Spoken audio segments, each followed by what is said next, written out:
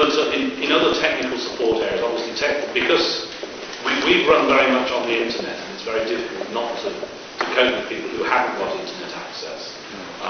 What we're trying to create is local groups in each area, so that in an area there is a network of people. So, for instance, in Merseyside there is a network of people who get to know each other. Because at the moment things like Chrissy zapping around the country, there's a limit to how much you can do if we've got local groups of people offering support. And that's developed to a very great extent. You've obviously got things down in Devon, in the widest sense. And what I want to see as an objective is to identify a group in each sensible area, which is no smaller than a local authority, so no smaller than Devon, because there is no sense having different parts of Devon with different organisations, because you're dealing with the same legal entity most of the time. So that's what we're trying to develop. That is gradually happening, but it's taking some doing. Just people can keep you informed of, well, their specialist areas really, what they can do, and also the amount of time they have, because I don't have to keep sending cases to people who are completely overlooked. Yeah. Emily works for me next in my office. The way my office now works is that different people move between London and Birmingham, but Emily is responsible for the children's cases file, where we allocate a reference number to each case. And what that means is sometimes what happens is people are desperate, they contact everybody they can, and you could get them contacting lots of different people, which is not in itself a problem, but then there's only one case there. It does help to have all the contact details held centrally. Other specialist issues, for instance, we've encountered a problem with home education, right? Not just your problem with home education, and not just Margaret Halliday's problem with home education, but also the problem in Bromsgrove with home education. Because it appears that with the reorganisation of social services and children's into children's services, they're having a bit more of a go at home education than they were before, and using that as cause to say that Section 31A of the Children Act has been, the threshold has been met because children are home educated. Very strange, but there you go, it's all very strange. So that's what's happening there. Now, before I go on to item 1D, does anyone have any organisational points to raise? Just that we've actually had a success. One of our members have got through their children back, we've still got two outstanding. We have represented them in the RFP. We never actually went to court for it, we just we put out forms and they've got through their children back. That's good. I think we're making some progress on some cases. We're getting there, it takes time. Yeah, well, no, I think what we noticed last week was a case up in Cumbria which completely reversed. Alright, which was going to 2 special guardianships and 1 adoption. And now they may not have any of that, but we'll see what happens there. All I'll say to people is just keep persevering with it. Yeah. Just keep chipping away the block and you will do it. But Chrissy, do you want to sort of talk about your experience recently? Or? Yeah, I mean, I don't care, I think it's the cars,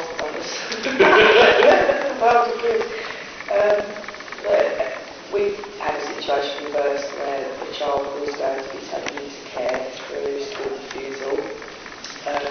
The same parent has fabricated with the child's problems for not going to school, got an EPO on the child and the child's coming in, taken by force. The child was supposed to go to foster care before it was having any assessments and stuff, and at hearing last week it's been agreed that the child stays at home with the parent. It's just completely changed around. Where a month ago they were accusing me of protesting online and emotionally abusing a child, I've now been asked if I'd like to take the child to my home, give them a break. Well, we picked up recently that we're having a problem with commercial Mackenzie friend play advisors. Just as you criticised many solicitors as not doing a good job, ripping people off and so forth, a lot of sharks have come into this area recently, and I think we're going to have a lot of problem with that. A lot of people are very good at selling themselves, their abilities, and they don't deliver. And in it, they're amateurs, but they're professionals in that they're charging. There's no complaints procedure, they don't belong to professional organisations, they They're like market traders. They've seen an opportunity and they dive it in. And again, with the internet, some of them have got websites. They join our organisation. They try to get referrals for business, and they don't perform.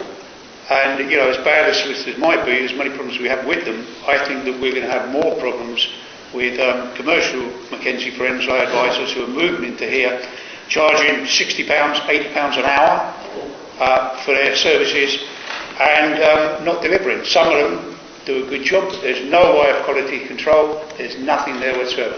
So I think that's going to be a very big problem that we're going to be. The issue of quality control is something that needs to happen. That in part is why we're trying to formalise the idea of having different tiers, so that at least there is some sort of, you know, some idea of what's going on. It is difficult coming from the standing staff. You know, obviously you're not a standing staff, but in the public law area, and much that there are obviously Parents Against Injustice have been around for years, and various people have been around for years, trying to develop something where you know there are, and I have a list of about 40 people.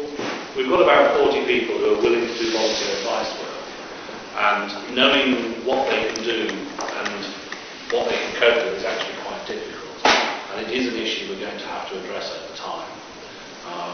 But keeping on the organisation, I think that's a very valid point. Can I come back to one other thing? It's very different to that, and it will be very much of interest to you. The statutes are not online. We talk about the internet. You've got the Children Act 1989 up there. You might as well have the Magna Carta up there, because it is the Children Act 1989, a historic document. Now, all the subsequent statutes are there, but it's not consolidated. You don't have a consolidated form with the Children Act 1989. You'd have to spend hours and hours putting it together. Now, of course, you could go to commercial people, Jordan, publishers. Yes? There's a website called statutelaw.gov.uk. And statute law is the consolidated version of statutes. I've also got a link to it from my site as well, John. So I don't know how up to date it is. It may be that we're only up to 2002 or 3, but actually when I was looking at it, so I was looking at the Children's Act on statute law, and I think it's quite up to date. It's not perfect. Is there any reason why the government couldn't actually do that? You know, we're citizens of this country. That's the government doing it. It is the government doing it. Because it's so simple, I mean, because if they can bring new laws in, they know how it's going to affect the old laws. Yeah. The government, it's a gov.gov.uk, which means to get that from nominate, you have to be some arm of government. What I don't know is exactly how up to date it is, but it is quite up to date. It's not like just the 1989 Act in its original form. It actually is. Last time I looked, it said 2006, John. 2006. So, you know. But is there any reason why it couldn't be up to date, like the commercial publishers? That is up to date. That's Sorry. Can I just raise 2 points? If you look at, getting to your point, if you look at the local borough SCB regulations, it will have all the documentation they refer to. And that will give you all the statutes that you need. You look at, sorry, can you say again, the local borough? The Safeguarding Children's Ward. In there, it uses all the statutes that they go by. But if we're talking about private law, we're not talking about all the elements of that, like parental responsibility. Guidelines, whether it's private or public. Okay, we're probably wasting your time. I think actually, every child matters. I think actually, from what Ian was saying, I haven't checked, I knew it was quite up to date. From what Ian was saying, I don't think that we've changed it in the last year. So I think if it's up to 2006, it's up to date. So it's statutelaw.gov.uk. That is an important point, because you've got the Office of Public Sector Information, OPSI, which used to be HMSO, Her Majesty's Stationery Office. It is now OPSI.gov.uk. And OPSI has the original forms of all statutes and secondary legislation. Right? But statutelaw.gov.uk is consolidated. And that frankly, is what people should be using as their source of material for any statute, because it's changed. As laws are passed that change older laws, that one's modified.